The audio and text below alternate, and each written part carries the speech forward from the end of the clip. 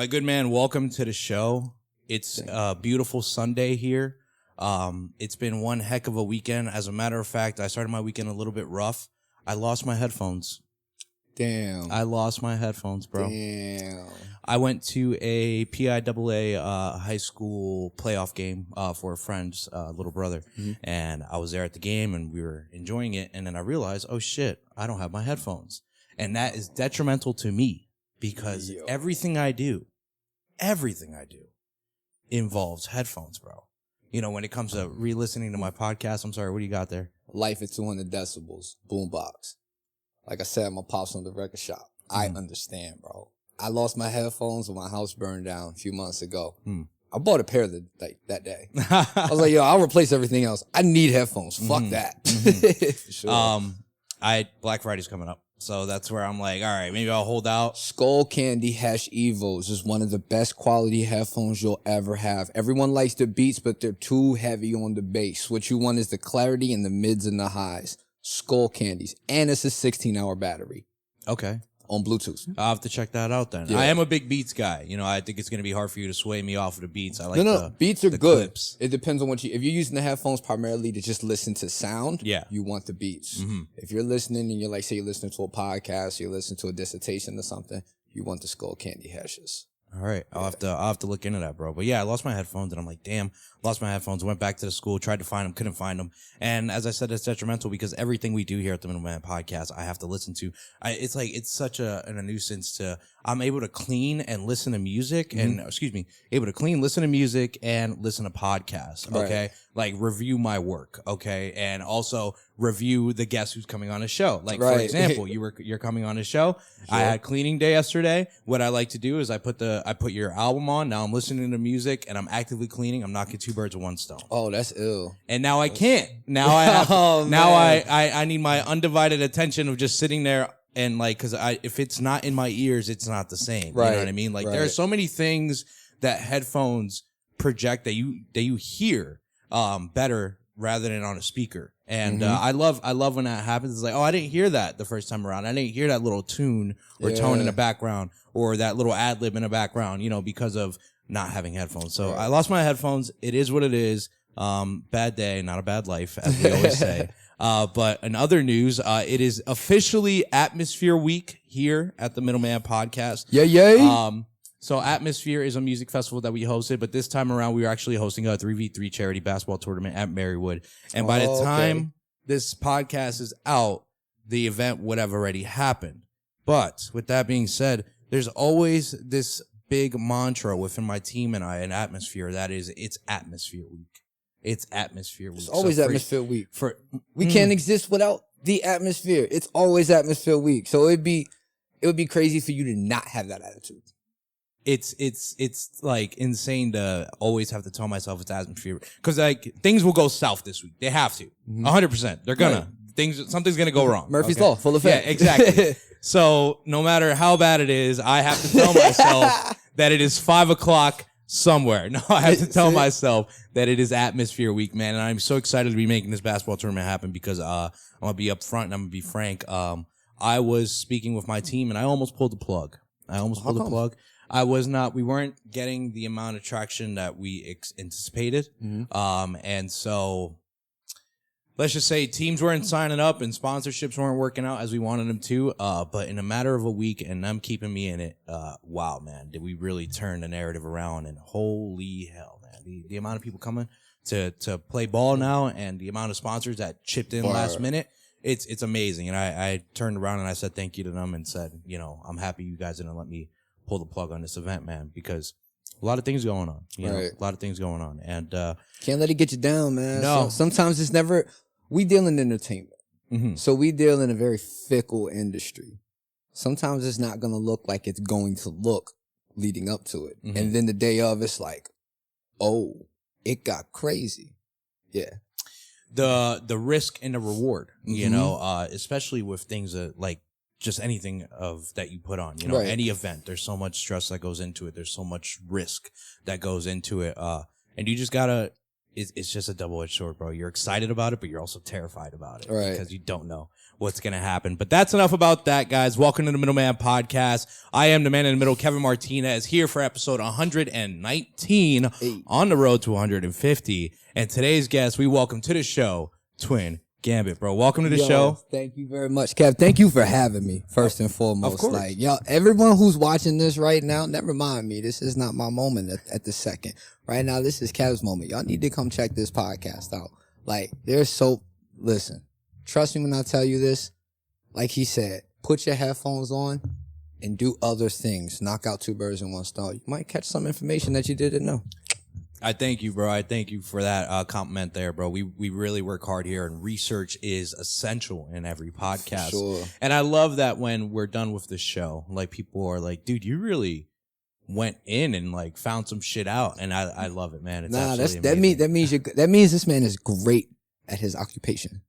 You know what I'm saying? If you go and do an interview with anybody and they didn't research everything possible to have questions for you, you may or may not want to be at that location. This location, I want to be here. You feel me? Like, I know what I signed up for. This is going to be an ill combo for sure. Well, thank you for being here. As a matter of fact, why don't we talk about how you found out about the Middleman Podcast? How did the Middleman Podcast come across your board? I actually found out because I was just scrolling on Instagram one day. Shout out to Gomi. If you don't know, y'all need to figure it out. When I'm trying to tell that man is ill with it. He's ill. He's and I saw his interview, and I'm like, oh, let me check this out. And then as I started looking more into it, I'm like, yo, I didn't even realize that our area had this much of a scene up and moving again. It's go time, baby. It's go time, you heard? Well, let's talk about the scene, brother. Let's talk about the scene. Yeah. The scene here is very much so alive, in my opinion. Oh, yeah. Especially, I can speak on Scranton's behalf. For sure. I don't know so much as to Wilkes-Barre, but maybe you can enlighten me and tell me what's going on out there. Okay. It's all connected. Good. But we all know each other.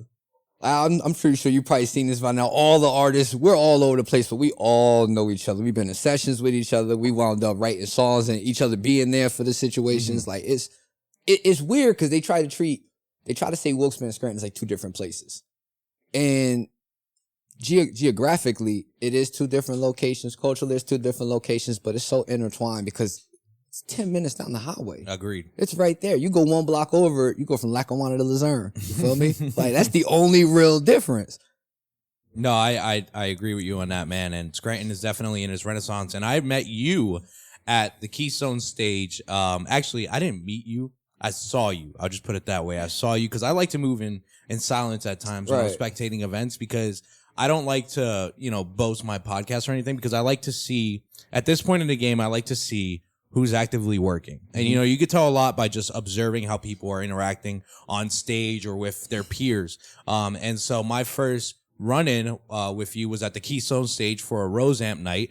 Shout out Rosamp. Shout out to Cypher. They're doing fantastic things over there. Shout out to Cypher. My guy. We still got to finish that track. They're doing fantastic things over there. I've seen that Rosamp night, go from the beginning stages to where it is now, and month in and month out, they're definitely doing their thing and they're pumping it out, and people know that Rosamp is at the Keystone at a monthly basis. So congratulations to them, and that's why consistency is the number one key. It's key. But as I was saying, I saw you outside. You guys were having a freestyle, and guys, I love freestyle. Anyone who's been keeping a part of the podcast and knows a little bit about me will know that I will like freestyle for the shit, for shits and giggles. I'm not that great, but I'll do it. I'll do it. There's one liner, there's bars in there. But just the energy that you guys had going on out there in the middle of the show, there was a break in between the show, and everyone else hadn't started freestyling, bro. And let me just say, I was just there, and I was just like, it's a moment. Yeah. I'm like, yo, this is pretty sick. I'm like, he's locked in. He's got bars, and they're off the top of the dome. And you guys were going for a solid 5 minutes. Yeah. Like, bro, nonstop. Again, shout out to Rosamp. When I met Diesel the first time, it was like 6-7 years ago. He'll tell you this story. Me and him rapped for 6 hours straight at a party. Wow. Just drinking. Everyone was like, yo, do y'all stop? No, go away. Wow, man. Yeah, no, you guys did a fantastic job, man. And, I definitely want to get into the roots in the beginning of your musical career, what's gotten you into music, and also battle rapping, bro, because, like, that's something that I am extremely excited about to hear about, talk about, because I've had musical artists before on the podcast many of times. Not one of them has claimed to be a battle rapper and actually had the credentials to back it up. And so we went on a deep dive, bro. But I think it's important for us to figure out where the musical inclination came from within you. You know, you showed me your tattoo earlier. Yeah. And you had mentioned that your father owned a record shop. Yeah, my father actually owned the largest record shop in New Jersey for 20 years. It was Cedric's on Mapes and Bergen and Newark. You know what I'm saying? I got the opportunity to see a lot of pivotal artists in my growing up and not knowing who they really were outside of being in my household or being in the studio or in the shop with my father. You know what I'm saying? Like, the first time I met Whitney Houston, I'm from Newark, New Jersey. Nippy she from around the way. Like, we all seen her. I was a little kid. Nippy! You feel what I'm saying? Like, it wasn't irregular. It was a different time, I guess, as far as music. Cause everyone now is so used to all their favorite artists being so accessible. That's the biggest difference. Where it's like, we're talking the mid 90s, early 90s. You didn't see artists out and about. I've seen Clive Davis in my dad's living room. You feel me? I've seen Barry White with him and my mom. They're all sitting there parlaying, and I'm like, I'm a little kid. I don't know the difference. I don't know who these people are. Now looking back, I'm like, yo, I was surrounded by this. Even my sister was in an R&B group. I play 3 instruments. You know what I'm saying? And my voice isn't one of them. Word. So you got, you know, your father owned a record shop, and did he do anything else other than that, or was that? Yeah, he was a watchmaker. A watchmaker. Yeah, for Seiko in the 80s. I'm surprised you don't have a watch on. Nah, because I always have a watch on. I usually do have a watch on. I didn't have a watch on today because I didn't know which one I wanted to wear. So I was like, let me just put my Mala beads on. I've noticed that you're a big watch guy. Yeah, I love mechanical watches and skeleton watches. Bro, my guy. Oh yeah, is that the Invicta? This is just a fossil. That's a fossil. Yeah, let me have a look. Let me have a look at this one. I'll pass it over here. I love watches. Yeah. I think they're so beautiful. Oh, yeah, especially the skeleton watches. Watching it take the time, especially when you're watching automatic watches, the tourbillon watches. You know what? We're not going to do this because I'll turn this into a watch podcast. I would love to have that conversation. But that is a beautiful fossil, by the way, ladies and gentlemen. Thank you. And I think, as part of your character, from what I've observed and from the conversations we've had, one thing that always stands out to me is you are an extremely intricate person. Like, you have the words that you use. Thinking about it right now, you just had a really big appreciation for a skeleton watch. Yeah. What is a skeleton watch, guys? A skeleton watch is where you can see all the gears and everything turning. The intricacy within what makes a watch tick. And, I just see that projecting off of you is that you have an appreciation for all the little things, to be very meticulous. That's one of the things I like to do the most, actually, is look at watches. Like, you like watches. Yes. Who's your favorite brand as far as the skeleton watch? Because I'm starting to notice the different je ne sais quoi that every watchmaker has for their automatic watches. And they're small, slight differences, but when you start looking into the actual meticulous time that it takes to create these, it's like, yo, this is like 2 different planets almost. Like, you'll see a fossil, and then you'll see an Invicta, and then you might see a Swiss watch. And yeah, the price point may all be right around the same, but when you get to see a skeleton watch of one of these, it's worlds apart. Worlds apart. You can see it. It's crazy. The engineering, man, it's like cars. I would have to do more research on that. I'm more of a fossil guy, 1,000%. Like, I just love fossil watches. Fossil makes good quality watches. Yes. Like, straight up and down. Everyone's worried about price. Don't worry about prices on watches. Get what you like. Yes. That's it. Get what you like. And that's why I go with fossil no matter what. Like, if there's a watch that's appealing to me, I may purchase it, but I'm looking for fossils. I do like the fossil watches. For sure. And sorry, we just got on a tangent on watches. Let's get back to the music real quick. So you had mentioned that you played 3 instruments. Yeah. And your voice is not one of them. Is that how you started getting into music? Yeah, my first instrument was actually a piano. Okay. I learned to play a grand piano, and then I learned how to play the alto saxophone because I listened to a lot of blues music, a lot. And John Coltrane is one of my favorites, even though he plays tenor. Yes, I'm aware of the difference. All right. But I like alto saxophone, and I play a little bit of guitar. I'm nothing to shake a spear at, no pun intended. But, it's just fun to be able to create those notes and those sounds because it's all a vibration. So I treat my voice like that. So I treat my voice as an extension of myself versus an instrument. So the piano was your first instrument? First instrument. And that is probably the best instrument to learn off rip because they say that you can learn basically any scale, correct? You know what? I never thought of it that way. I learned to read music so young. I never maybe looking back now as an adult, Yeah, that makes a lot of sense because you have to understand tonality when it comes to a piano. It's not so much playing a note that sounds correct. It's playing the note at the right time. Mm-hmm. It's that's why I like watches. This shit is all math, ladies and gentlemen. This is all math. You know what I'm saying? Letters and numbers. Do you still play those instruments? I do not play a piano anymore. I play occasionally. Mm-hmm. When I get a chance to, I do. Saxophone. My house just burned down. I didn't have a saxophone, but I got to get another one. You know what I'm saying? I miss it. That was a way that I had to decompress. Yeah, I'm about to start pissing everybody off with the saxophone again. You're saying that your house burned down, and that was recent. Yeah. Like extremely recent, like 3 months ago. July. Yeah. Wow. How are you holding up besides? I'm here to complain. I got nothing to complain about. Like, word up. It is what it is. Good, man. All right. Good for you. No, the piano is definitely a great instrument to learn because you have all those scales and all those keys. And what is it, 52 notes or 53? 88 keys. 88. Wow. What a infinity twice. And so with the piano, learning that, how many years were you in that? 7. 7 or 8. And then the saxophone came along. Yeah, the saxophone came along. And then the guitar. Yeah, the guitar that was random. I just picked up a guitar one day and I was like, this shit sounds cool. This is cool. And so when did you actually start writing then? When I was 13. When you were 13. Now, let me ask, was there a little bit of poetry in the back end before you actually started writing music? Nah, the first time I ever tried to rap, my dad gave me a release copy of, what was it? The Chronic. I do still have that album. Not for resale, the promotional copy. He gave me that, and I heard the beat to Gin and Juice, and I was like, I want to do this. The first instrumental I learned to rap on was Method Man, Judgment Day.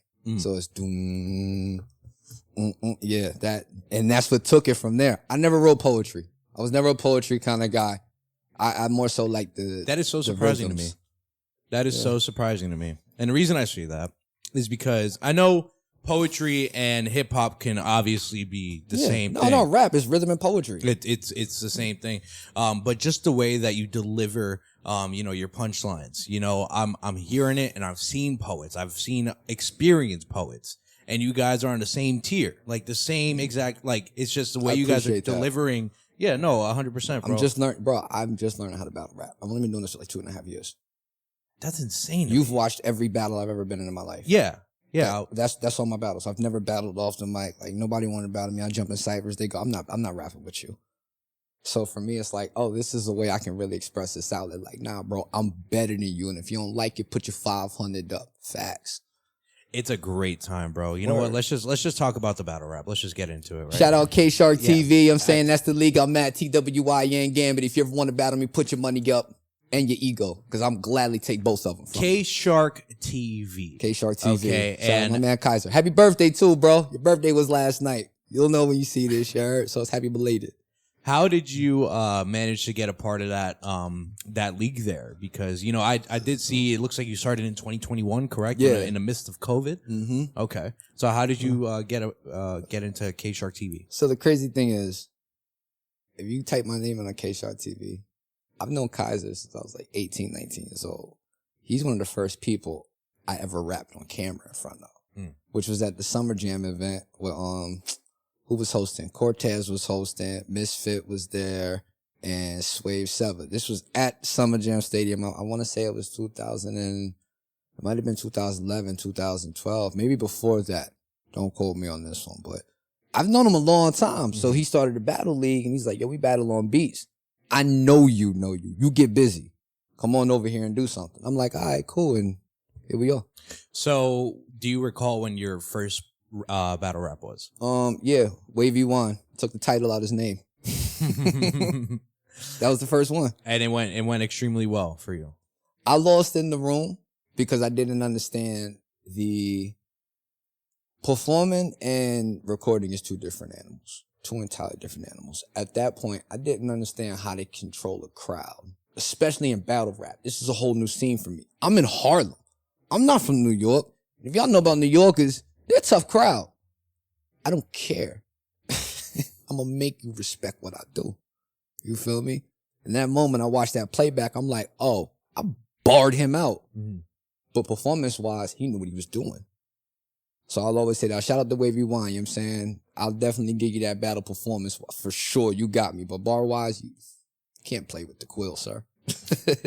And how do you prepare for these battle raps? How do you... Repetition. Do you study your opponent? Yeah, I study him for like a good week or so, and then I'll usually write about 10 to 15 rounds for him, and I'll just decide whether or not I want to keep any of them. I might scratch them all and then really go to what I want to do. I don't doubt it, bro. I don't doubt it. It seems like such a great atmosphere within that room. Bro, it's great. It's phenomenal. It seems intense, very intense, but there's a lot of sportsmanship within the craft. How would I say?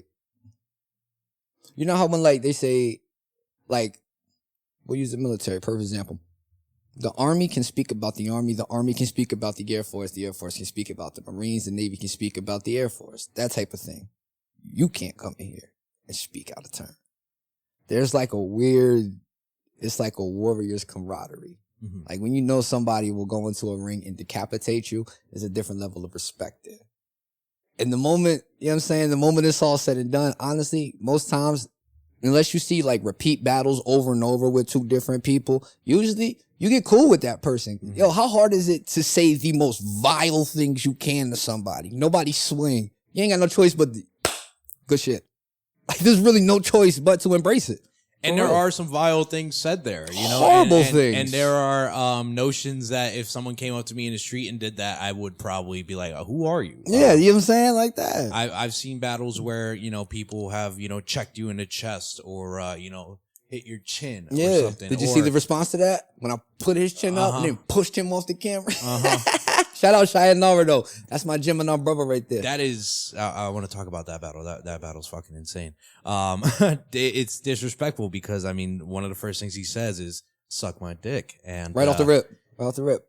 And as men, most men, you know, those are fighting words. Immediate. Straight, it's in New York. Immediate. That is immediate fighting words, bro. If someone were to ever tell that's not something you throw around lightly. Right. Okay.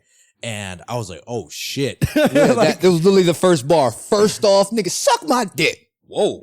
Damn, sir. Yep. That was egregious. It came in hot. Swinging, bro. Facts. Swinging. And so I have some raps, or excuse me, some battle raps here that I thought were pretty great. And that's definitely one of the ones, Sayonara versus Gambit. And I have here in quotations, both of you guys went off, bro. That one was hard to call. I really don't. Who won that one? Because I don't think they disclosed that in the video. If they say he won, I'm not mad at it. But personally, I feel like it wasn't that he didn't win. It's just that there's levels to this. There's level. I did something different. I write stories when I battle people. I make you examine yourself. And then I make the people who are watching the battle have to watch it 3-4 times to actually catch what I'm doing. That's my favorite part. And that's something that I've noticed, you know, and I've heard a judge comment on the intricacy level of the words that you use that sometimes go over people's heads. And I'm cool with it. Yeah, no, I means step down. That means I'm forcing people to gain knowledge. I'm not mad at that. You watch one of my battles and want to become a smarter person. I'm not ever mad at something like that at all. Like that's actually why I do this. You got to give a little beef and the broccoli because, you know, a dog ain't going to eat the medicine by itself. And how did you progress your vocabulary as you progress as a human? But it's how I talk. Mm-hmm. Battle rap is the easiest thing to me because I don't have to try to do anything. I'm just speaking the way I speak. Mm-hmm. And so it's like that. I didn't realize how easy it was because I've read a lot of books. Like, a lot. Like. Bookworm. Bro, that. Perfect example, that Sayonara battle. I'm going to put you on to what I did there. The event name was Gates of Hell. Yes. When you go back, if you get a chance to rewatch that, I walked him through hell in all 9 layers and Dante's Inferno. Yes, you did. All the way through. And we're going to talk about, fuck, man, you're like throwing me off track here, but I love it. It's great. You did. Because there's something in your YouTube bio, there's something in your Instagram bio, and it's a word, I have it pronounced here because I don't want to say it wrong. Leviathan. The Leviathan. And the Leviathan. If you don't know what the Leviathan is, you got to go do your research. But I did go do some research, and it turns out to be a animal that is in the ocean, or was believed to be in the ocean. There was only one. There was 2. The Lord took the second one away. So there's one left to roam around in the Mariana Trench, and I'm in K SharkTV. in the shark tank. I drag sharks underwater to die. You feel me?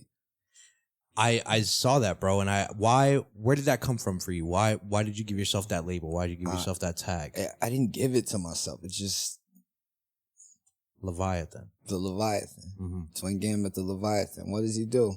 Oh, they mentioned his name in the Shark Tank. That's not the one you want to see if you think you can rap.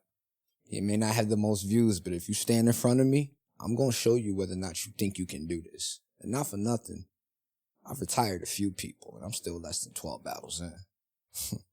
The Leviathan is believed to be a creature that also represents the gates of hell. You know, fire-breathing creature that swims in the water, perceived as a whale, maybe even an alligator, a behemoth, if you would.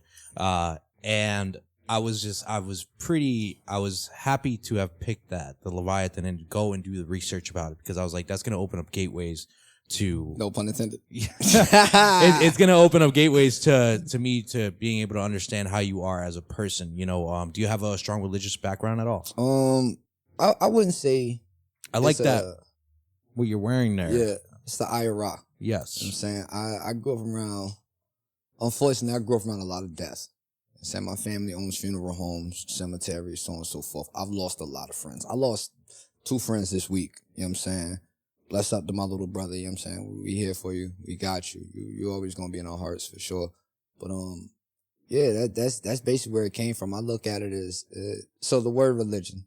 Let's go to that first. The word religion means something that you do consistently, to move religiously.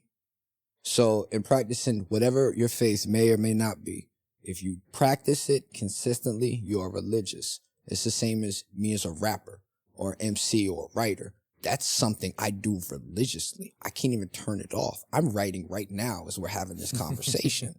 You know what I'm saying? That religion. So I would say that I've looked into a lot of theological elements, and I've come to, this is my personal conclusion, that nobody's wrong. No one's wrong. Whatever you believe in is what gives, that's the power that you believe in. So that's going to come to fruition. You know what I'm saying? Who am I to tell somebody what they can and can't believe? That's not my place. I believe what I believe. You believe what you believe. Long as there's a belief somewhere. If you want to be a Pastafarian, go for it. You know what I'm saying? Praise to the wheat. You know what I mean? Like it is what it is. You just got to let people live and live. I've seen you use, you know, in your rap battles here, you use a lot of like religious, I don't know how to describe iconography. Yes. And it's great. It's an awesome breakdown. Dude, the breakdown is like, it's crazy when I'm actually sitting there thinking about it, and I'm like, oh shit. He said sin number 1, sin number 2, sin number 3, 4, and then just keep going. And then you're like, and then I'm here to Leviathan to fucking eat you up, and fucking you're done. At the gates of hell. Yes. At the gates of hell. Yes. And I think it's such a great identity that you've built for yourself within that, because like, you know, when you start talking about religion and shit like that, bro, to me, it just brings so much more. And when people are allowed to understand it for the biblical verses, but also bringing it into the real world. Yeah, bro, we live in America. What's the, I can't say the most practiced, but I would say probably one of the more popular forms is Christianity yes. And its theological branch offs. If I start rapping and using Bible verses, 8 out of 10 people in the room are going to understand what I'm talking about. They're going to catch that context and go, oh, okay. So I figured, let me find the common ground, because what I'm doing is an uncommon skill. I do realize that. I've spoken with like English professors, and they've told me like the way you write is like, is scholarly. Like, where did you develop this understanding of words? And I'm like, I didn't really develop it. That's awesome. I didn't go to school, so I taught myself how to learn. So I don't have those preconceived notions about what the etymology should be. I'm really looking at a word to break it down to what it is, its base form. When you're writing, do you often get feedback from other people? And if so, who are those people that you trust? Honestly, I get feedback from the world. Okay. Like, say if I was in the grocery store. Yes. I'll practice my battle at a grocery store. I'll have my headphones on and be battling. If you stop and watch me, I'm going to get in your face and you're going to get all these bars. And then I'm going to stop. Yo, what'd you think? That's awesome. Like, and I'm not going to calm the intensity down. All the time. Oh, no way. I have no, bro, there's no fear over here. Okay. Like, I move like this for real. I see that. I see that, man. I see that. You definitely have an aura to you, you know, that I'm here, bro, and you have the utmost confidence within yourself, within your knowledge, within the words that you use. We've had some great conversations through the phone, Aquarius, Gemini, you know what I mean? Aquemini, you ain't know.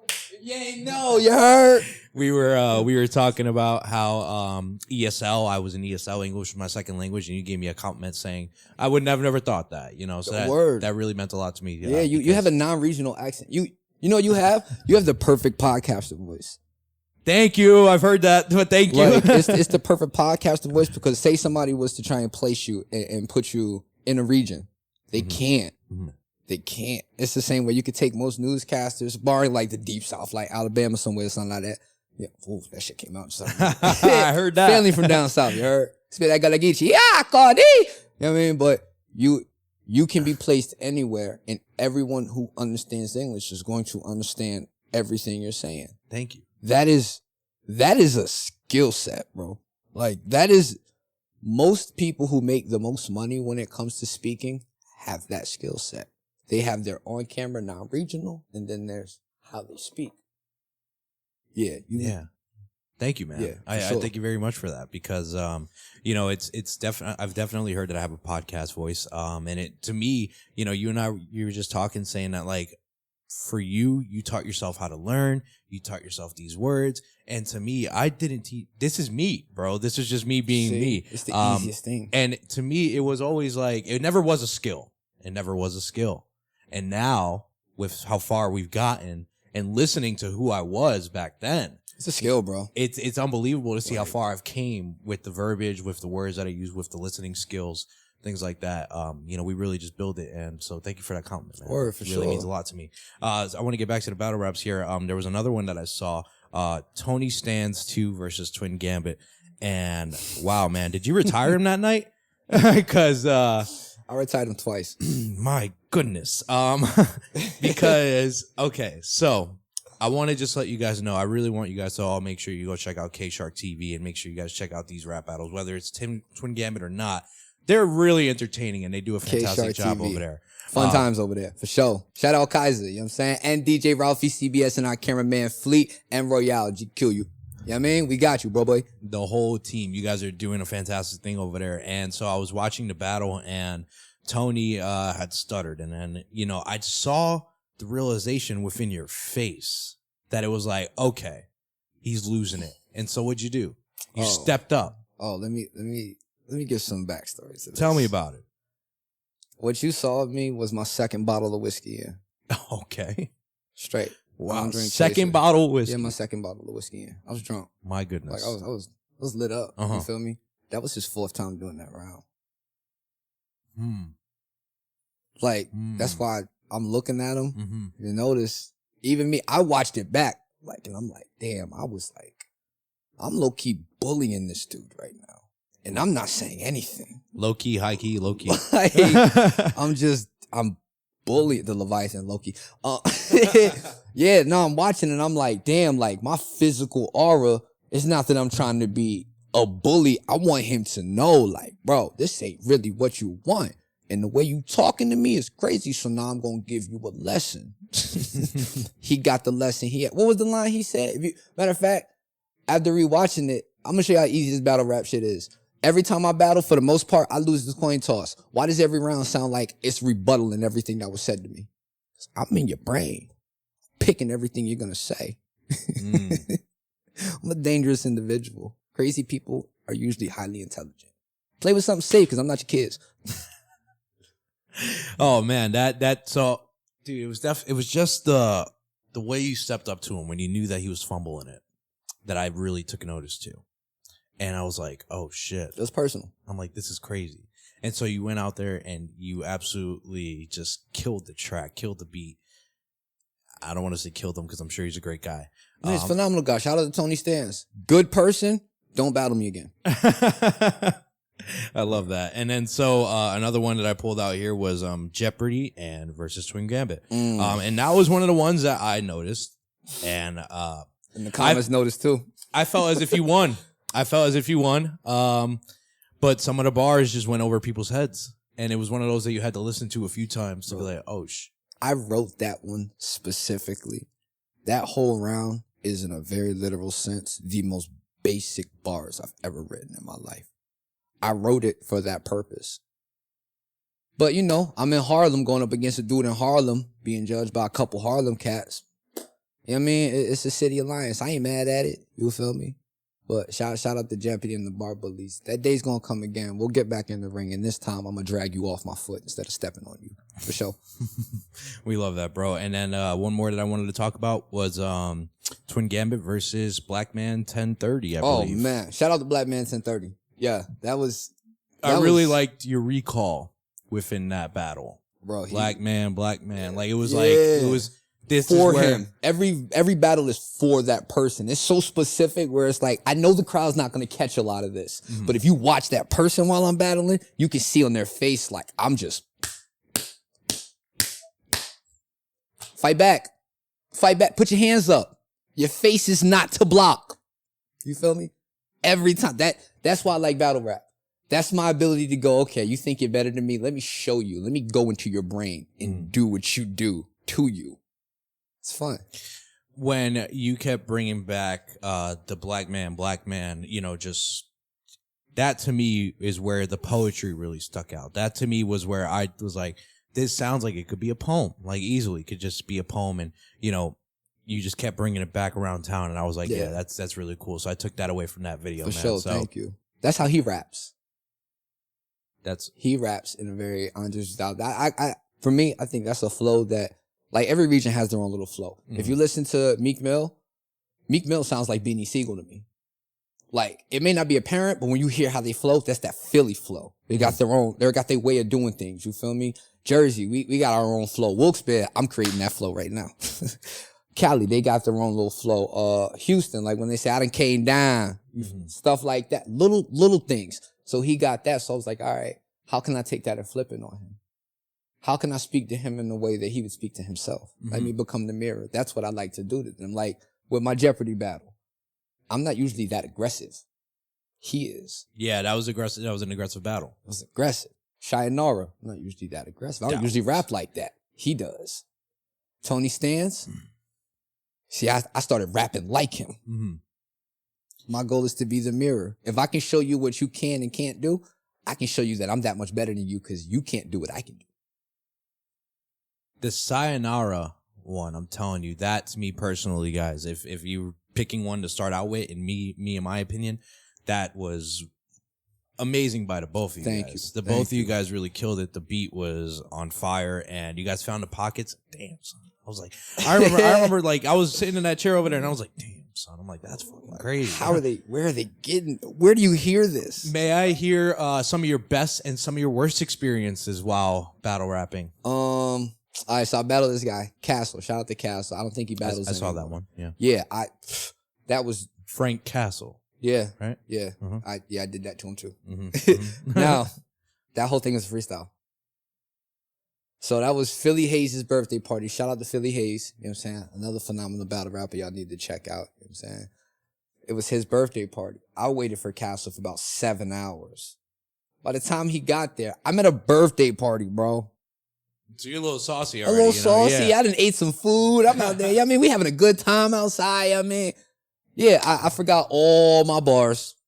It is what it is. You know what I'm saying? I can say I took that L in Spotlight Breeze. I took that L against him. I had a personal situation. I shouldn't have battled that night, but that's neither here nor there. Both of them gentlemen earned their wins by default, but they earned their wins for sure. So those are probably not one of your best nights. Oh, yeah, no, but y'all can't see me. That's why neither you battle anymore. And so you got into this because you had a friend who started this and you were close to him at a young age. And so he called out to you and said, listen, I think you're ready and you can do this. Yeah. And so you've been doing it for 3 years now. And how often are you battle rapping? How often are these events going on? There's an event every month, sometimes 2. You know what I'm saying? I'm not usually out of all of them because that's a far drive, bro. Yeah. that's a hell of a hike right there. And sometimes I don't feel up to doing that 3-hour drive and then sitting in traffic and then doing it, coming back, all of that, so on and so forth. But when I battle, I go up there, I'm not wasting my time. Like, I'm coming up here for a purpose and a reason. This is going to be the footage it's going to be. That is what it is. Like, let's make it happen. You feel me? Talk to me about longevity-wise in the battle rap industry. Is there a long-term goal there? I'll be honest, I don't know. Okay. For me, I don't know. It's just something I enjoy doing. How has that made you a better writer when it comes to making music? Projection of voice. Okay. Understanding how, because these aren't pre-recorded. You only get one shot. You mess up. It's unbelievable, bro. It's so cool. So if the crowd reacts, this ain't like a acapella battle. The crowd reacts. You could, whoa. Let me spin that back for them real quick. 2 times. Tell them they get 2 clips. No, you can't do that in the middle of a beat battle because you lose your pocket. That is a whole different monster in itself. And then it's being that it's on the beat. I'm so used to recording that I'm like, yo, I can adjust my voice in real time. I don't need plugins. A lot of dudes need plugins to do that shit. I can do it here. Let me really show the lyrical acrobatics and then the verbal acrobatics. Like it's almost like A&Ring yourself battling on the beat. Anyone who can make a good battle, like if you can hear something where it goes, oh, they're super unique. 9 times out of 10, you go check their music out. It's just like that. Super unique. And how do you, wow, I'm drawing a blank. I had the question. I lost it. Bring it back around town. Here we go. Okay. How does, I got it. Thank you. Perfect. Ding. All right. So when you're doing this, bro, describe how your mind works, bro, because I feel like the way your mind works is crazy, like insane. What do you see words as? Do you see them as a matrix display? You know, if you had to elaborate how your mind is working as you are in the middle of a battle, how would you describe it? I'm on autopilot. I'm usually not thinking about what I'm saying. I'm usually thinking about something like unequivocal to whatever's going on in that room. For me, when that beat comes on, like I said, repetition. When that beat comes on, it's a reflex. I don't have to think. I know where everything is. It's intrinsic. It's music. It's a heartbeat. Usually people rap on the 4 count. I go out of my way to not rap on the 4 count because the beat is a 4 count. So I'm like, all right, let me catch a 6 count pocket. Let me catch a 3 count pocket. Let me throw everybody off. Let me see how I can bend this vowel right here. Let me take this syllable and move it just slightly this way. Like the one with Jeopardy. Just because you thought it was ill, don't make it electrify. Like that.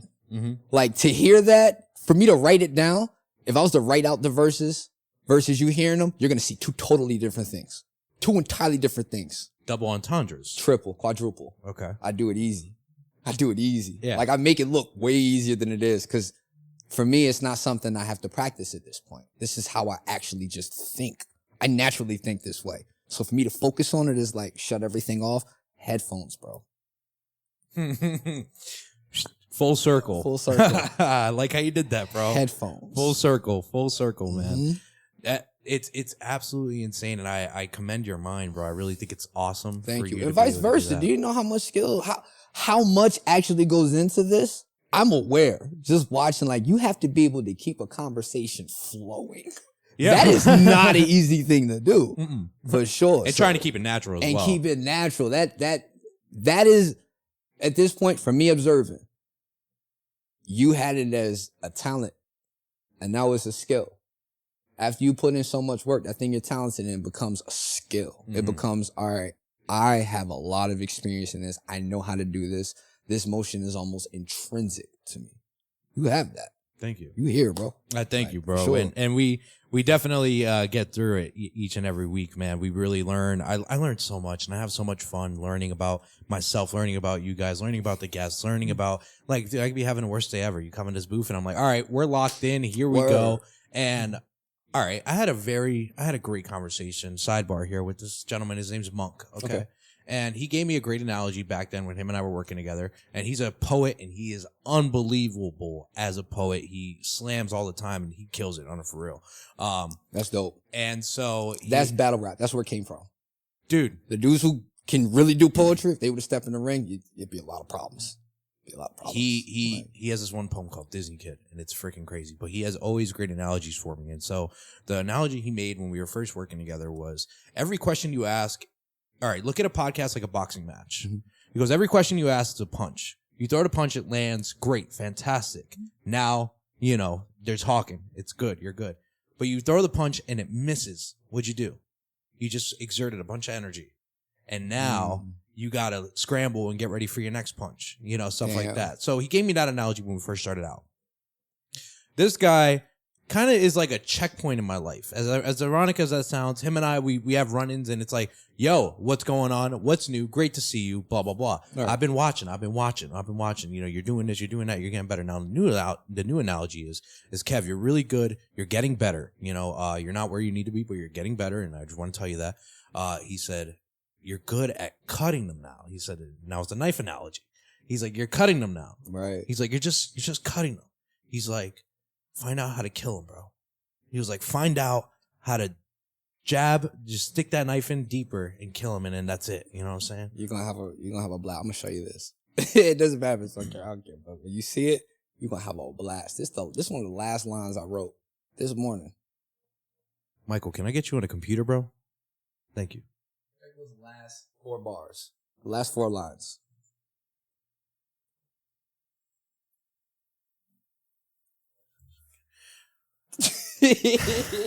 Read it out loud. Read it out loud for the people. Yes.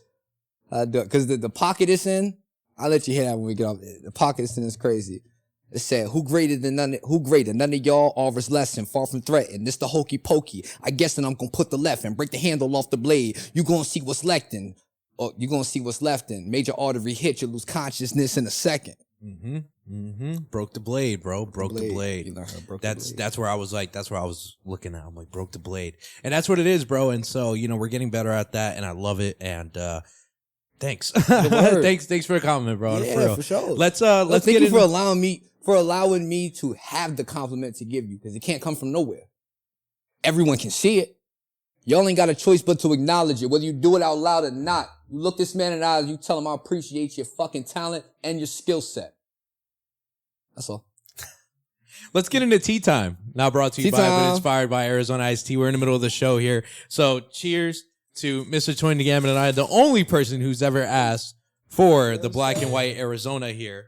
And for my people, ASMR. Woo. It is, right? Nice and crisp. Here we go.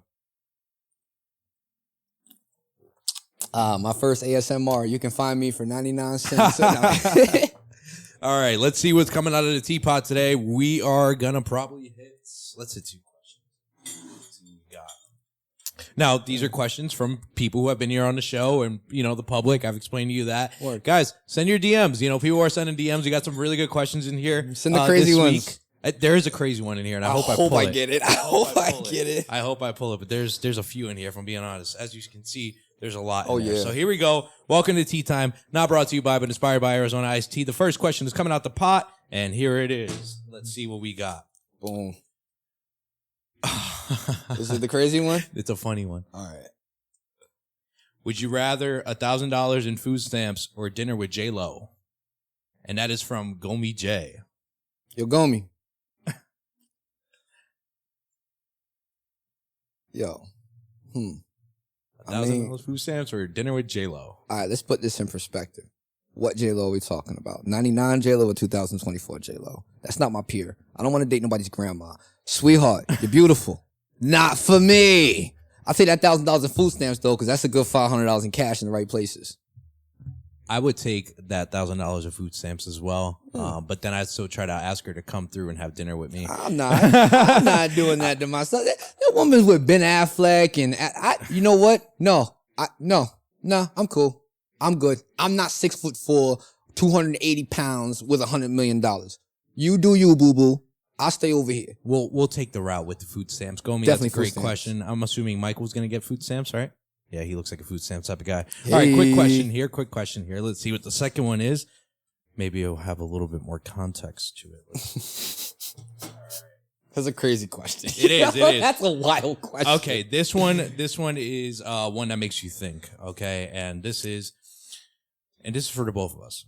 If you could look back at the person you were before starting your career, how would you reflect on the progress? That's question 1. Okay. Question 2 is also, do you have any advice for someone trying to follow the same path? And that is from William Bussman, featured on episode 117 of the Middleman Podcast. So that is a question The first part is, if you could look back at the person you were before starting your career, how would you reflect on the progress? Let me ask you, how long have you been professionally making music? Like 4 years. 4 years. 4 or 5 years. Okay, so it's been 4 or 5 years. Well, all right. I'm doing that literal thing. I can't help it. Professionally, 4 years. Music, 20. 19, so 20 then years. You think your music career started 20 years ago? Yeah. Right? So 20 years ago, the progress that you made from then to now, what are you most proud about? What are some of the things that you are proud to have as accolades? I've learned my voice. I've always been nice with the words, but that's like anything else. As you utilize them, you're going to get better at connecting things, because your brain, whether you believe it or not, is also a muscle controlled by synapses and neurons. So electricity flowing. Your aura, that's your electricity. I think I've put a lot of consistent time in it to, like I stated earlier, it is a reflex. Like, at one point I was really down about it, and I was just going through life. It wouldn't even have to do with music. I was just on some, I don't give a fuck no more. It's time to just let this monster the fuck out and go wild out. Fuck music. Fuck rapping. That shit lasted like 4 hours, bro. I'm sitting in my room mad as shit, about to walk out the house, and rap just starts going through my head, and I'm like, yo, I can't even stop doing this. Like, this is a part of who I actually am. This is not something I want to partake in. Everyone can opt out the conversation. I can't. May I ask why you wanted to stop at that moment? Because I was just fed up with everything. You know, bro, 19, 20 years old, either you think you know everything or you know you don't know shit. And at the end of that, at 19, 20 years old, the conclusion usually comes to fuck that or fuck you. That's really what happened. That's all it was. Regular growing pain shit. And do you have any advice that you would give to anyone trying to follow in your footsteps, or just be on the same path or alongside? I think everyone has their own path. Musically or just in general? I think we're, why not both? All right. Musically, my best advice to anyone doing it does not matter what genre you're in. Whatever artist you listen to the most, that you like the most, when you're creating music, don't listen to them, so that you're not subconsciously influenced by them. Because at the end of the day, when it comes to music, the easiest thing to be is yourself, because you don't have to put no effort into that. Now, once you learn that and learn how to just naturally actually be yourself, then you can start perfecting on it and start bringing out core values of yourself that you want to show to the world. And also realize that once you put it out into the world, that shit ain't yours no more. It belongs to the world. We're artists. You know what I'm saying? We get real heartfelt about our shit. But a lot of us don't realize, dog, that shit is out there. You no longer have a say in how people feel. You gotta let them feel that out for themselves. As far as life, set a goal. Just set a goal. Start there. Most people don't set goals. That's where the chaos comes from. It's not because you're not capable. Everyone's capable. You know what I'm saying? You got to figure out how you're capable, because everyone has their own superpower. But set a goal so you can at least start the journey to figuring out where you want to walk to. Thank you. Thank you for that piece of advice. If I have to look back at my journey and the progress, okay, let me just read it again here. How would I reflect on a progress? Oh, I reflect on my progress all the time. All the time. I mean, we've had multiple points in this conversation where we talk about how I reflected on, just the words that I used and some of my, mannerisms, such as, things of that nature is one of those things that I fucking say now all the time. And it's the worst. It feels so professional, right?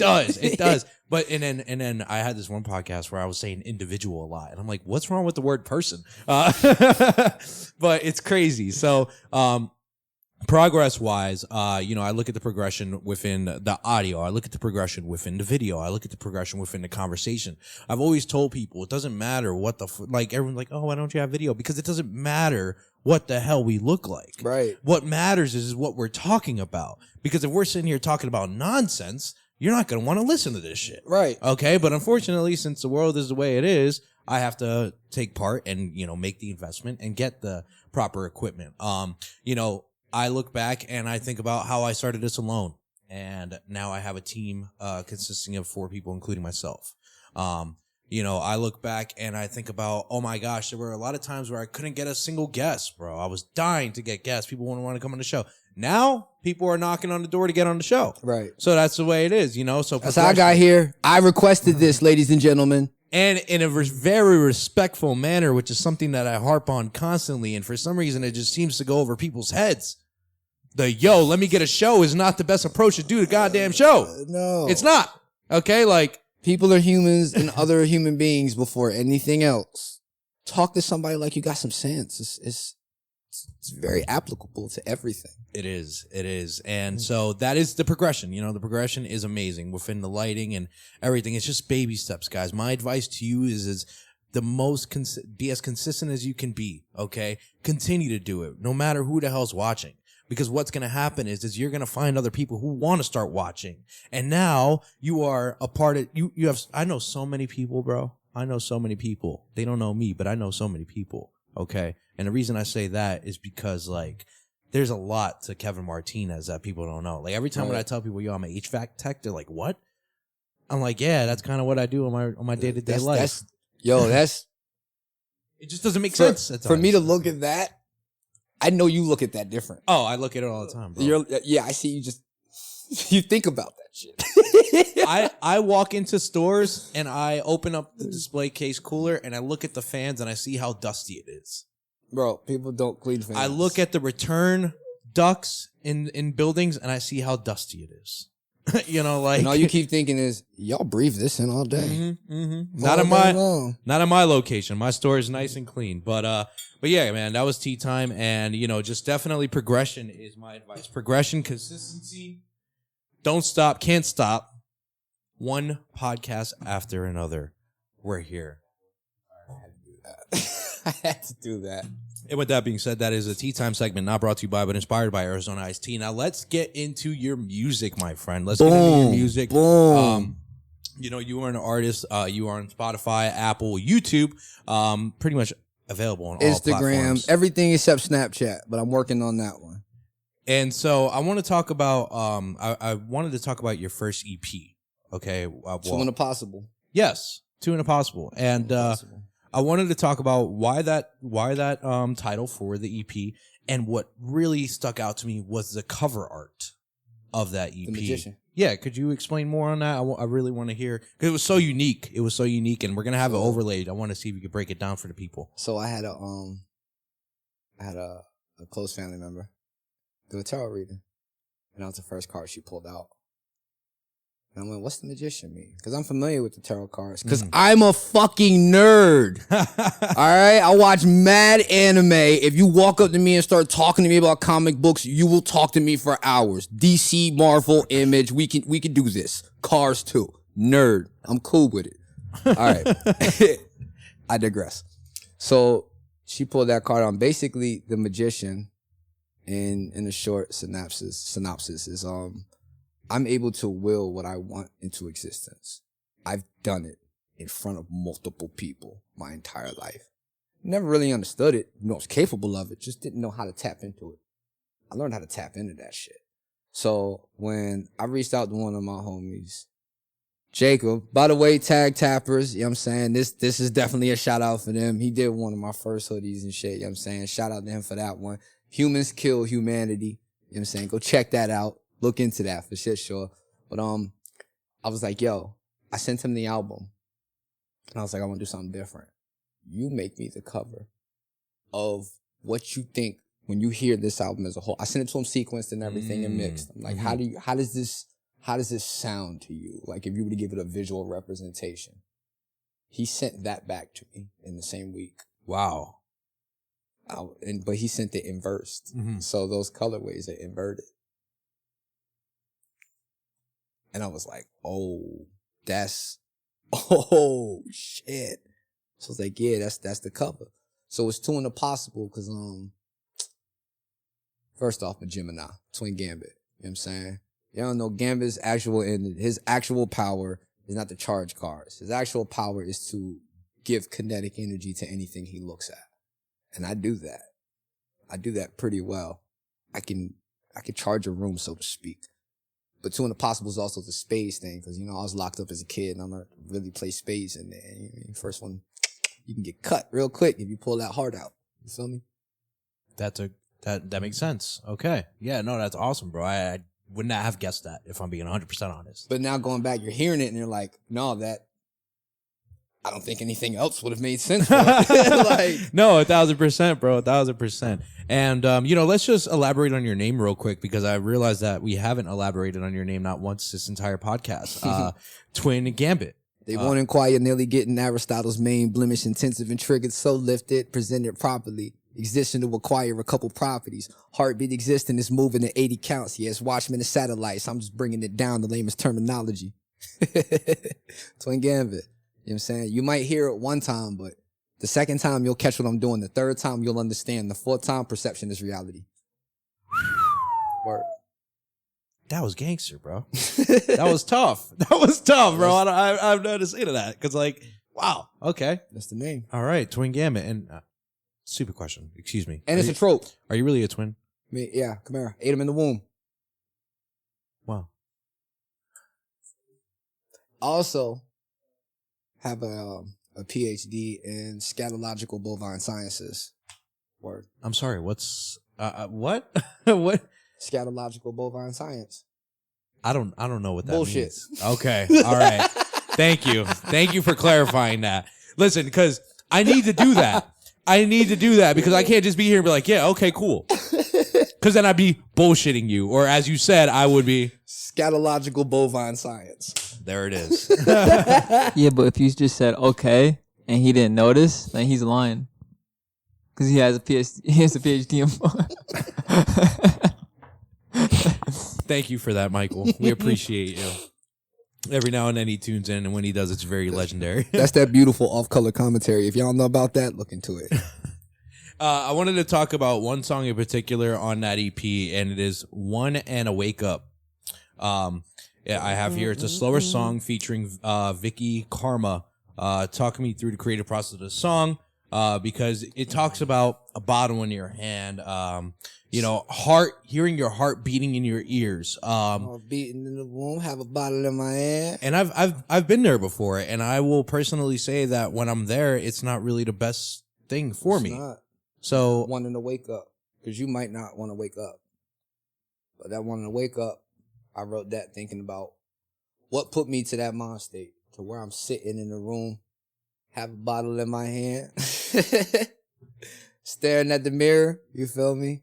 I was locked up, thinking to myself, I never really got a wanting to wake up until the day before, because it was an indefinite sentence. So hearing that beat just took me to that place. And I wrote that hook. My homegirl Vicky, shout out to Vicky Karma. She came Wonderful through and sang voice. that hook for me. Mm-hmm. You know what I'm saying? And I was like, yo, just put a verse on this, as a matter of fact. Like, this feels incomplete, especially because I know you. Like, come to the studio with me. We'll knock this shit out. That was her first recorded song. wow, she has a phenomenal voice. There's like no real plugins. There's like, I asked to put the compression on there and a little bit of a condenser with a slight reverb. Shout out to Change, you know what I'm saying? SGS. I mean, he did that for me, and it came out exactly how I envisioned it coming out. I just couldn't sing the hook at that time. Like, going back and listening to that album, I'm like, yo, I wouldn't change nothing on it, but if I was to re-record this, knowing what I know how to do now, this shit would sound totally different. I think that is a very, it's a great song, and it's a song that within your catalog is different from the rest, in my opinion, because of the tempo and the sound and the story being told within that song. You heard it in the headphones or in the car? I heard it in the car. My headphones were gone. Oh, when you... Yeah, my headphones are gone. GoFundMe. We about to start a GoFundMe to get this man the most phenomenal of headphones. I do really enjoy that song, and to me, I was glad to pick out that it sounded like it was a not such a great time in your life. No, it definitely wasn't. Can you elaborate on that part of your life? Oh, yeah. I used to drink a lot. Like, I used to start my day with a bottle of Jack Daniels, a fifth of Jack Daniels, and end my night with a fifth of 151. And everybody will tell you, don't touch Twins drink. If I come to your party, I'll come with 2 bottles of 151, one for me and one for y'all to share. And I'll drink that whole shit and I'll look at you like, yo, puking, praying to the porcelain gods. Get your weight up. And at the time, I was about $130. Wow. I'm 190 now. So imagine how skinny I look 60 pounds less on my frame. Were things good in your life? Oh, shit was terrible. Oh, okay. Shit was fucking horrible. So you were avoiding something essentially. Avoiding. No, I was running headfirst into the bullshit. So I didn't have to fight with myself in my mind anymore. I was like, all right, let me just go get into some fuckery so I don't have time to think. They say the devil, what they say, what's the expression? Idle time is the devil's playground. What they don't tell you is that sometimes the devil's playground is where you're headed and you're not worried about the idle time because you don't want to waste any of it. They don't talk about that side of shit. What made you change your life around? What was that breaking moment where you were like, that's it. I'm done. I can't be doing this anymore. 16 years old, I stopped drinking for 5 hours and started puking on myself, shaking and shit. I'm sorry. Hold on. Wait. You know 16 years old? Yeah. Holy, wait. So you were doing this at like 14, 15? No, I was locked up. 14, Oh, 15. okay. Yeah. Gotcha. So I'm a sixth grade dropout. Really? Yeah. Wow. I've never been to high school. Wow. Like I have no frame of reference. And now the door opens and the box is open. Wow. So I taught myself how to think. And because of that, I don't think like anyone else because I know how my mind works. Impeccable. Wow, that is a great piece of information right there. And, you know, you think about education, you think about the stigmatism of people who don't graduate, right? Yeah, they're usually billionaires. You don't get that. You don't get that from you at all. Most of them rich people, most of them will tell you school is not intrinsically a place for a smart person. School is a great place for somebody who wants to subscribe to the program of whatever they want to do.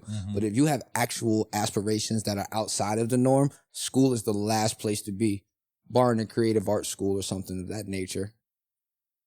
Things of that nature. There's a book that I was reading and it's I'm so upset that I'm drawing a blank on it. But Rich Dad Poor Dad by chance? No, it's right behind you. It's something. It says the word devil in there in the title. Do you see it? Do you see it by chance? No, not that one. Not that one. That's a military. What's that? No, that's Exploding Kittens. Okay. We'll figure it out later. But there's I wish because in that book they talk about how like you know. School and how the reform, you know, it just takes a lot of creativity out of people. Yeah, school was created by the Rockefeller family in the early 1900s and coincide with the actual 8-hour day that you have to work. That's why school is from 7 to 3. They're putting you into that mind frame. So when you start going to work 9 to 5, parents don't have to watch you. This country was never created to be a place where you're supposed to actually excel. It's supposed to be a place where you're supposed to get the fucking line and do what's told. School's just like jail. Ask anyone who's ever been to both. Okay. Perfect. I want to talk on your newest album here before there's so much. Yeah, segue here. We're just gonna, you know, because I want to make sure we utilize the time. That's what it is. It's you know what? It's not so much designed for you to fail. It's designed for you to forget you have a goal.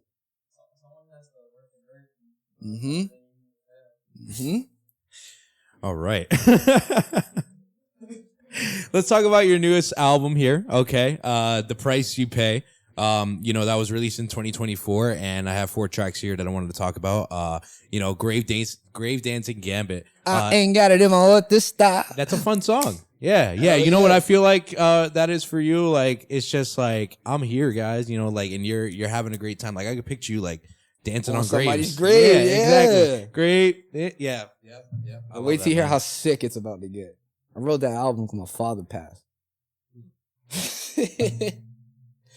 The Price You Pay. Wow. So the cover itself, shout out to my man Queen Hornet, you know what I'm saying? Doing phenomenal things. I mean, I tapped in with him very early and through some people that I knew I was able to get him in touch with the right people. And now he's doing a lot of artwork for Griselda and Juicy J and Wiz Khalifa. So when y'all see my artwork and you go, oh, Twin Gambit's artwork looks similar. No. It's the other way around. I mean, shout out to my man. He did that album for me. If you look on the bottom of that album, in the bottom right-hand corner, the album cover, The Two Impossible, is right there underneath the moonlight, in the red moonlight. That's a Plat Eye. So in the Gullah Geechee, it's basically an evil spirit that roams around in the swamp after they die. That's the personification of how I feel. It's the price you pay. Everybody want to go to heaven, but none of you motherfuckers want to die. That's crazy, ain't it?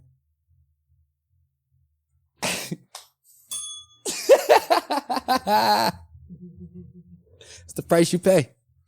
It's a price you pay, man. Oh man, I love your sayings, by the way. I've been hearing them throughout the show, and I'm a fan. I can't wait to go back and hear them again and be like, wow, that's a good one. I might have to keep that one. So there's Grave Dancing Gambit, and then half of it, you don't know the other. You don't know the half of it. People don't know the other half of you. The other half of it, yeah. Shout out to my brother Meech. You know what I'm saying? VVs and shit. You know what I mean? That's his favorite song. That's his favorite song out of all of them. A lot of people, that's their favorite song. I'm like, I guess everybody doesn't want to hear the ass shaking music all the time. This is some shit that I'm saying. Like, no, most certainly. You're talking about. It's just like you're telling people, like, yo, you guys don't even know, like, the half of it. And shit, we just went through this podcast, and I still don't know the half of it. on a for real. Like, I just found out like a pretty crucial information about school, and you mentioned jail, but there's so much more that I don't know about. And that's the song that comes after me, Dancing on Graves. But matter of fact, let me give you the hook, so I can actually explain that hook a little further. Let's hear it. Say, I ain't got it in my heart to stop. Mama knew I was an animal. Pops told me that I come from good stock. I'll be fucking up a plan or two. What's your life worth? Probably a lot. Now, from right there, my father is from the deep South. He's from South Carolina. You know what I'm saying? My dad was born in 1948. My dad was an adult when they desegregated schools. My dad was a grown-ass man. He was a drill sergeant also. In 1969, he became a drill sergeant. Y'all can do the timeline on that. That's not my story to discuss. But that's the man who raised me up until a point. So I have a very militant mind state to where it's like, shit has to get done. Don't give a fuck about how. It just has to get done. He used to always tell me, you come from good stock. And as I got older, I would look at that like, I didn't know what he really meant as a kid. And then I started thinking back like, oh shit, we come from fucking slaves. You come from good stock. My dad was a drill sergeant. He taught me how to shoot guns. I come from good stock. You know what I'm saying? What's your life worth? Probably a lot, like a lot of land. An actual lot. At one point, it would have been worth about a lot of land. Oh, there's some layers. And that's just the intro. That shit don't even sound like it's as heavy as it is, but it is. I caught it. I'm picking up what you're putting down, bro. Picking up what you're putting down. And then I have Toss and Turn. Toss and Turn is another song there. Dark. Yeah. Dark song. Yeah, man. Dark song. You wrote that a long time ago? No, not that long ago. I actually kind of just wrote it when I was in there. I was like, damn, I've been going through it. I don't sleep much. I see shit at night. Yeah. I see a lot of shit at night. So you toss and turn. Yeah. You know what I mean? How'd I go? I can't Make sure sleep. that if I go far, I'm in my bed. Yeah. Yeah. Yeah. Make sure that if I go, make sure I'm in bed. Yeah. I can't sleep because I toss and turn. This black cloud follows or the sage I burn. Yeah. So let me crash and do the same thing. Cause I'm headed to hell anyway. Most of us are going to hell, if you really look at it. Especially you shrimp eaters.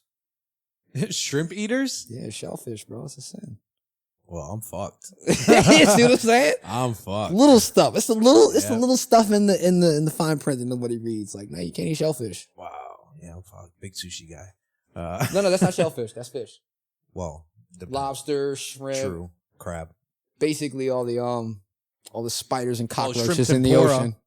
I do shrimp tempura as a sushi. Fuck it. There's got to be some exceptions somewhere. And then the last song I have here is Deja Vu. And I was checking out the music video for that one. You have a music video for a few of these songs. I believe Deja Vu is one of them. Yeah. Is Toss and Turn one of them? Toss and Turn is one of them. Shout out to my mans Castro, Zaytan, and KZ Films. If y'all need your shit to get shot up, bow, bow, bow, bow. Hit my mans. He'll make sure he does a phenomenal job. He also just did the video for my mans King Magnetic and John Jiggs Warrens. That's out right now.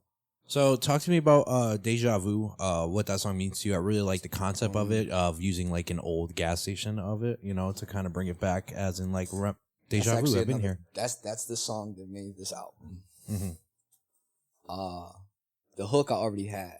The original sample that I have for that song is me and my brother, Rare Element. It's Cab Calloway, actually. That's one of my favorite artists is Cab Calloway. Go look into him. He's the reason you know what a showman is. That hook was already there. I wrote the rest of that song and recorded that. I didn't physically write that. I didn't put it in my phone, nothing. I just had the thought. My father went septic and was in ICU. And I went to the studio. I had a studio session that night that I already had lined up. This kind of just happened like that. So I went to the studio session and I did that whole song in one take. Didn't think about none of it. That shit was just what was on my heart at the moment. Wow. And that song is definitely one of your top personal favorites, if you would. Unfortunately. It's such a heavy... I got the chance to... Why is that unfortunate? Because he passed shortly after I released that song. But I did get the chance to show him that song. And that smile on his face was... Wow. I told him, like, Pop, I wrote this about you. Like, and a lot of them words, my family members, a lot of that shit that I'm saying, that's real, like, it's going to strike with them different because they can look around and see what I'm actually talking about. For me, though, it's like, I hear that song and it's a bittersweet happiness that's like, at the moment, one of my more popular songs.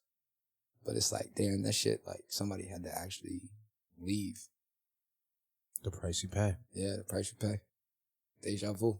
Just keeps happening over and over. Another full circle moment. This has been a full circle podcast, guys. That's why the magician, you notice what was on the top of his head? Infinity symbol. It's all the Mobius strip. Well, my good man, Mr. Gambit, we are going to be signing off here on the Middleman Podcast. Before we go, I like to give the floor to my guests to project anything that the people need to hear. For you to leave the people off with something, a gem, a dime. I appreciate your time. I appreciate your level of thinking. You're a great dude, bro. This vice is versa. fucking Vice awesome, versa. dude. The ability to have this conversation is because we're able to meet at a certain frequency. Whatever that frequency is, it doesn't matter. But we're able to meet there, and it just, you know what I'm saying, keeps the conversation natural. Word. Love that. So the floor is yours, my friend. Everybody, please go follow me on whatever your favorite place to listen to music is. My name is TWIN. Damn it, the Russian roulette with an automatic flow. You could say my name out loud. It's Gambit. I dare y'all to act like y'all didn't know. Like I said, Twin Gambit, _in the middle, doesn't matter. If you put it into your Googles or whatever you want to put it at, it's going to say Twin Gambit. You'll see this beautiful face right here. Or it'll say Twin Gambit trope, which is like, the whole little TV joke that the evil twin did it. I am my own evil twin. You know what I'm saying? But yeah, everybody follow that. Go and support your local artists, yo. And when I say artists, I'm not just talking music. I mean like anyone who's doing anything creative in the area and the space that you're in, go support that because I promise you, your community needs it and everybody needs it. We living in some tough ass times and everybody needs a release because a lot of people ready to implode. Shit, I want to. And I know if I want to, I know it's, woo, buddy boy. You know what I'm saying? But y'all be safe out there. Keep it all copacetic. Mr. Martinez, tú todavía. And his mastery of English is so much better than a lot of people I know. Personally, for real, who spoke English their whole life. You do have multiple languages that you know as well, and that's pretty dope. That's pretty dope. I've seen that. So thank you once again for coming on the show. Thank you for being as transparent as you are, bro. As I said, I don't even think we've gotten through the half of it. So perhaps we'll have you back here one of these days. Oh, for sure, for sure. I look forward to watching this platform grow and progress. And like I said, anything that's needed on my end that I can help, I'm here, bro. I'm here. Thank you, man. 1 week at a time, week in and week out. The Middleman Podcast on the road to episode 150. I am the man in the middle, Kevin Martinez, signing out. Peace.